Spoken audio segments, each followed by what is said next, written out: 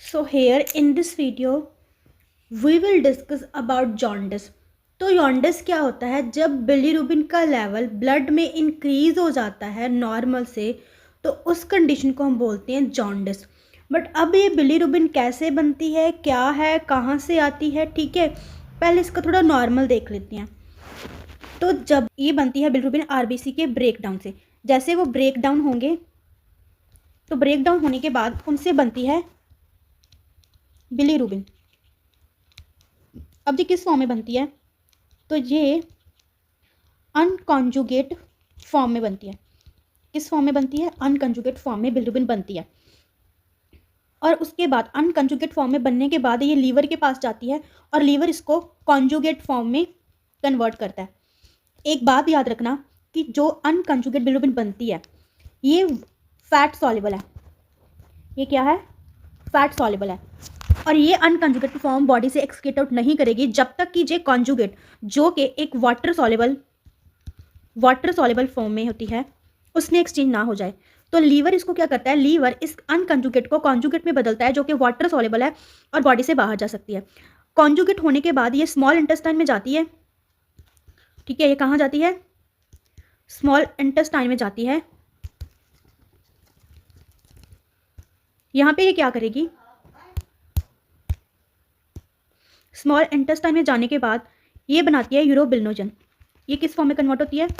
Urobilinogen. और urobilinogen बाद में एक तो स्टर्कोबिलिन बनती है, दूसरा यूरोबिलिन.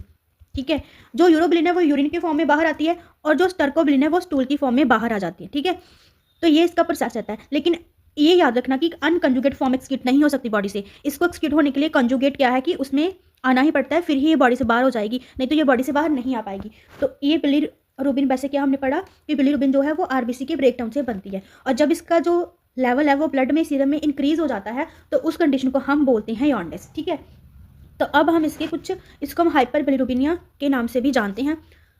अब हम पढ़ेंगे इसके कुछ कॉजेज. तो हम इसके जो टाइप्स हैं मेन वो 3 में डिवाइड करते हैं. इन्हीं के अंदर हम इसके कॉजेज देखेंगे. तो हमारे पास आते हैं प्री हेपेटिक जॉन्डिस, हेपेटिक दूसरी, और तीसरी आती है पोस्ट हेपेटिक. ठीक है, 3 टाइप्स आती हैं. ठीक है, प्री में जो है वो अनकंजुगेट बिलीरुबिन इंक्रीज होता है. तो चलिए वन बाय वन इनको देखते हैं. सबसे पहले हमारा आता है प्री हेपेटिक. ठीक है, अब प्री हेपेटिक में क्या होता है? तो यहाँ पे जॉन्डिस क्या है? Before the liver. ठीक है, यहाँ पे क्या है कि लीवर में कोई प्रॉब्लम नहीं है, लीवर बिल्कुल ठीक है. लीवर से जाने से पहले जो भी कारण है उनकी वजह से, जैसे सपोज कि यहाँ पे आरबीसी क्यों होता है? Due to excessive breakdown of RBC. RBC ज़्यादा टूटते हैं. तो देखो, अगर आरबीसी ज़्यादा टूट रहे हैं तो बिलीरुबिन भी ज़्यादा बनेगी. ठीक है, वो भी कौन सी वाली बनती है?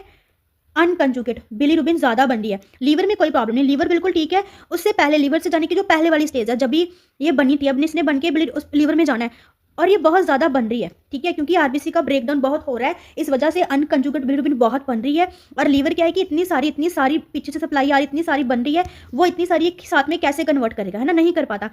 तो इसलिए लीवर क्या करता है कि इसको कन्वर्ट करता है, लेकिन वो जितनी वो कर सकता है उतनी को वो कॉन्जुगेट में कन्वर्ट करता है, जितनी को वो करता है. ठीक है, और आपको पता है कि अगर वो कॉन्जुगेट फॉर्म में होगी तभी वो बॉडी से बाहर निकल पाएगी, राइट? तो लीवर क्या है कि इस अनकंजुगेट को कॉन्जुगेट में बदलने की कोशिश करता है जितनी वो कर पाता है, लेकिन फिर भी पीछे से क्या है कि बहुत ज़्यादा आरबीसी के ब्रेकडाउन की वजह से बहुत ज़्यादा अनकंजुगेट बिलीरुबिन क्या है कि इंक्रीज होती रहती है. तो यहाँ पे क्या है कि फिर ब्लड में हमें कहीं ना कहीं ये इंक्रीज देखने को मिलती है. ठीक है, क्या देखने को मिलती है? इंक्रीज. अब यहाँ पे देखना एक चीज़ और कि जैसे जॉन्डिस में हम देखते हैं, जॉन्डिस में हम क्या देखते हैं कि यूरिन का कलर डार्क होता है. लेकिन जो प्री हेपेटिक स्टेज रहेगी ना, जो प्री हेपेटिक जॉन्डिस है, वहाँ पे यूरिन का कलर हमें नॉर्मल ही मिलता है. ठीक है, वहाँ पे नॉर्मल क्यों मिलता है? कि एक बात याद रखना, देखो जो प्री हेपेटिक है, ठीक है, अब प्री हेपेटिक में यूरिन का कलर नॉर्मल क्यों होता है? हेपेटिक में और पोस्ट में यूरिन बहुत डार्क होगा, लेकिन प्री हेपेटिक में क्यों वो होता है? देखो, तो अब जो प्री हेपेटिक है ना, प्री हेपेटिक में जो यूरिन का कलर है वो नॉर्मल ही होगा.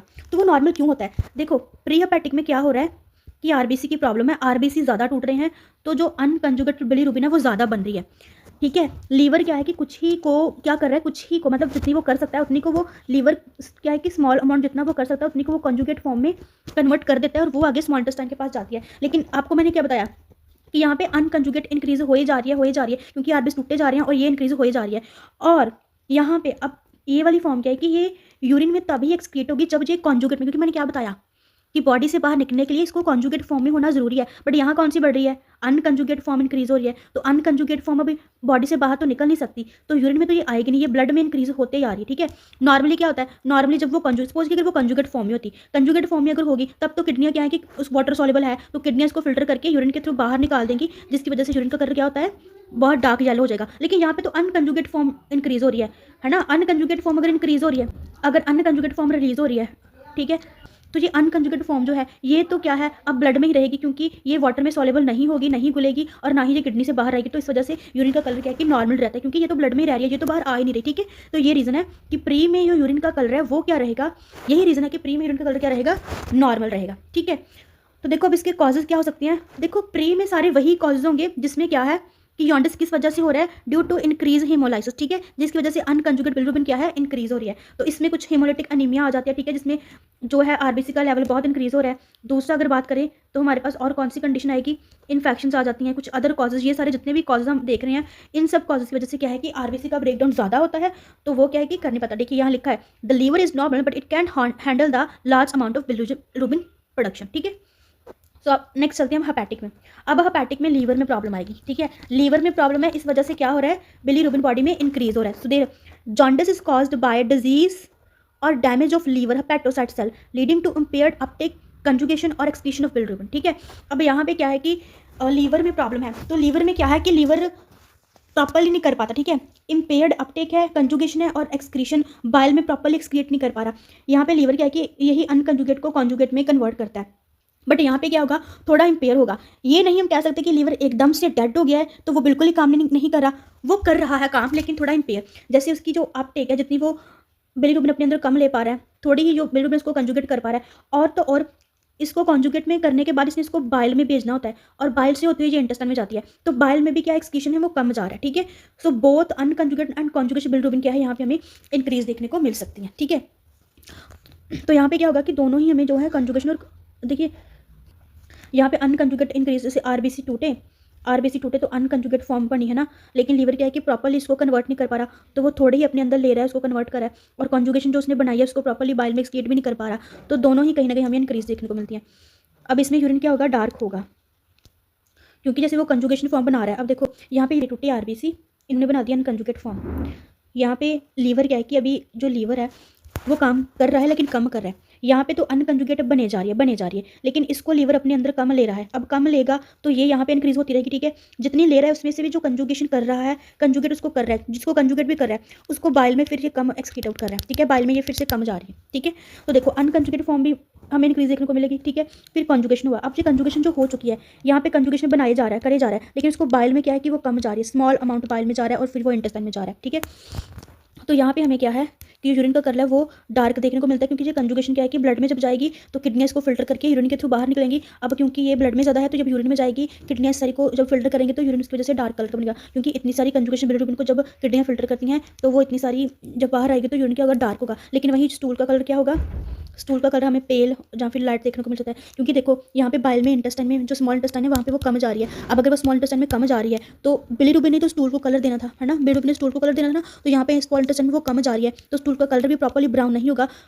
हम बोल सकते कि वो पेल कलर की स्टूल होगी, क्योंकि उसको प्रॉपर्ली बिलिरुबिन तो मिली नहीं, उसको कलर देने वाली पिगमेंट तो मिली नहीं। ठीक है,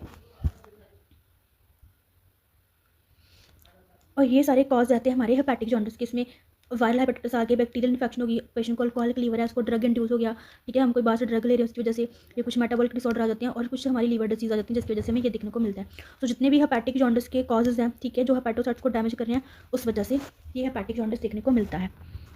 उसके बाद हमारे पास आ गया पोस्ट हेपेटिक जॉन्डिस।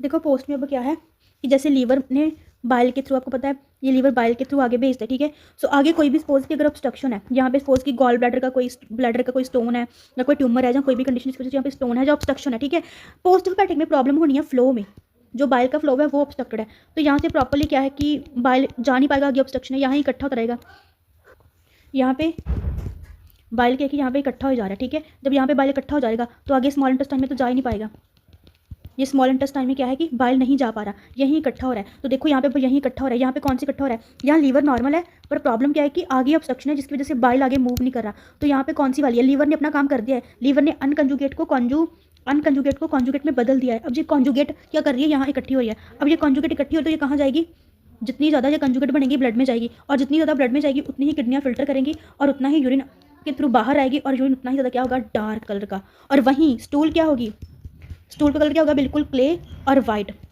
क्यों, क्योंकि स्मॉल इंटेस्टाइन में जाएगी और तभी तो वहाँ पे जाके स्टूल को कलर देगी, लेकिन ये तो स्मॉल इंटेस्टाइन में गई ही नहीं। और अगर स्मॉल इंटेस्टाइन में नहीं गई है तो स्टूल को कलर कैसे देगी, स्टूल का कलर ब्राउन नहीं होगा फिर, क्योंकि उसको तो बिलिरुबिन मिली ही नहीं, क्योंकि ये तो स्मॉल इंटेस्टाइन में आई ही नहीं, तो स्टूल कैसे रह जाएगी, क्ले और वाइट कलर की हम बोल सकते हैं। पोस्ट हेपेटिक में हमें ऐसी स्टूल देखने को मिलेगी। ठीक है, अगर ये कॉन्सेप्ट नहीं समझ में आ रहा, थोड़ा कन्फ्यूजिंग है, तो इसको दोबारा देखना 2-3 बार, ये समझ आ जाएगा। ठीक है, ये इसकी मेहनत है। अब देखो पोस्ट में जो कॉजेज हैं वो हो सकते हैं हमारे गोल ब्लैडर हो, बाइल डक्ट है, ट्यूमर कैंसर है, हो सकता है। ठीक है, उसके बाद पैनक्रेटिक कोई कैंसर है, एक्यूट पैनक्रेटाइटिस है। ठीक है, ये पैनक्रेटिक कॉज आगे कंजेंटल कॉज आ सकती हैं। ठीक है, तो ये सारे कॉज हैं। इसमें मेन यही है कि जो बाइल है वो ऑब्स्ट्रक्टेड है, इसकी वजह से क्या है कि आगे फ्लो नहीं कर रहा बाइल और वहीं इकट्ठा हो रहा है, तो इस वजह से भी बिलिरुबिन क्या है ब्लड में इंक्रीज होगी। अब देखिए यहाँ पे कुछ क्लिनिकल फीचर्स हैं। ठीक है, इसके लिए आप ये वाला निमोनिक, ये है ना mnemonic, you drink pale iced fruit and get fever, ये याद रखना है। यू से क्या होगा, वाई से होगा येलो स्किन आइस। ठीक है, होती है हमारी, क्योंकि बिलिरुबिन क्या है कि स्किन में डिपॉजिट होना शुरू कर देती है जब ब्लड में इंक्रीज होती है। ठीक है, उसके बाद डी से डार्क यूरिन, और याद रखना डार्क यूरिन किस में, डार्क यूरिन सिर्फ आपको मिलेगा हेपेटिक में और पोस्ट हेपेटिक में। ठीक है, इन कॉजेस में। ठीक है, प्री में नहीं होगा, प्री में नॉर्मल होगा। ठीक है, उसके बाद पेल स्टोल, पी से पेल स्टूल। ठीक है, क्योंकि स्मॉल इंटेस्टाइन में बिलिरुबिन नहीं जा रही थी पोस्ट में। ठीक है, देखो जो पेल स्टूल है वो आपको प्री में तो ठीक मिलता है, नॉर्मली मिल जाएगा। ठीक है, और हेपेटिक में क्या है, हेपेटिक में होगा पेल, और जो पोस्ट हेपेटिक है उसमें क्या होगा, क्ले कलर का, क्ले कलर और वाइट कलर का मिलेगा। ठीक है, ये स्टूल, और प्री में हम नॉर्मल ब्राउन बोल सकते हैं। ठीक है, उसके बाद आई से इची स्किन। ठीक है, इची स्किन प्यूराइटिस होगा, क्योंकि जो बाइल सॉल्ट है, बाइल ऑब्स्ट्रक्शन में बाइल इकट्ठा हो रहा था ना, वो बाइल स्किन में जब डिपॉजिट होगा सीवियर इचिंग कॉज करेगा। ठीक है, और एफ से फटीग और वीकनेस, लो एनर्जी रहेगी। ए से अबडोमिनल पेन। ठीक है, राइट अपर क्वाड्रेंट में उसको पेन फील होगा। ये से जे सिम्टम आएंगे, नोजिया, लॉस ऑफ एपेटाइट और वॉमिटिंग। ठीक है, उसके बाद एफ से पर्सन को फीवर और चिल्स होगा ड्यू टू इन्फेक्शन और इन्फ्लेमेशन की वजह से। ठीक है, तो ये क्लिनिकल फीचर्स को याद करने के लिए आपको क्या याद रखना है, you drink pale iced fruit and get fever, तुमने पेल आइस्ड फ्रूट पिया तो तुमको फीवर हो गया। ठीक है, ये सिर्फ निमोनिया का याद रखना, इसको पेपर में लिखना मत, ये सिर्फ याद करने के लिए। तो इसकी जो डायग्नोस है वो हम देखेंगे कल की वीडियो में। ठीक है, नेक्स्ट वीडियो में। So thank you for watching this video. अगर इसमें कोई भी कन्फ्यूज़न लगती है तो वो एक बार दोबारा उसको देखना। ठीक है।